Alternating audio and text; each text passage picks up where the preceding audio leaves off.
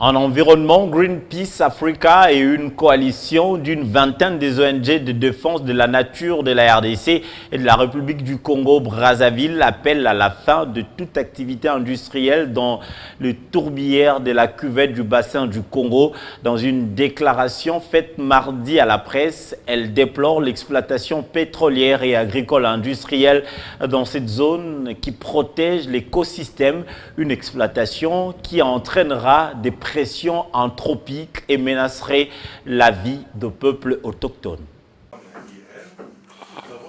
Dans un point de presse tenu ce mardi 10 décembre à Kinshasa, les ONG de la défense de la nature sont montées au créneau pour dénoncer une pression croissante des activités économiques liées à l'exploitation du pétrole à grande échelle dans les tourbières du bassin du Congo. Une situation qui menace ce plus grand complexe de tourbières du monde avec une superficie de 75% et met en péril la vie des populations autochtones.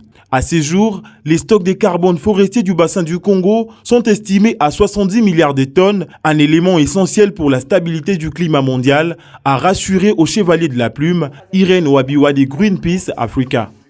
Aujourd'hui, environ 75% des tourbières sont actuellement couvertes par des blocs pétroliers de la République du Congo et de la République démocratique du Congo. 75% des tourbières sont en danger. Et si ces blocs pétroliers aujourd'hui deviennent opérationnels, ça veut dire qu'on ne restera qu'à 25% des tourbières.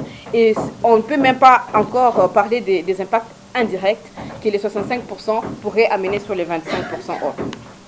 La production de pétrole et les projets d'infrastructure qui accompagnent exposeraient ces tourbières et les forêts du bassin du Congo à des pressions énormes.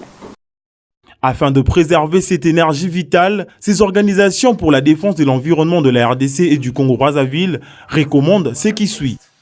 Le gouvernement de la République du Congo et de la République démocratique du Congo doivent annuler les concessions pétrolières, forestières et agricoles et miniers qui chevauchent les complexes de tourbières ou son écosystème de protection pour la protection de ces écosystèmes environnants et déclarer ces zones interdites au développement industriel à travers les politiques et les lois contraignantes.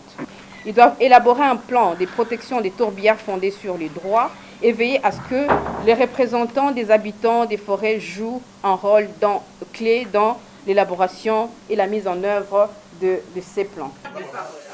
Le 23 mars 2018, les gouvernements des deux Congos ont exprimé leurs intentions de protéger les tourbières du bassin du Congo. Un engagement foulé aux pieds à ces jours pour des fins égoïstes.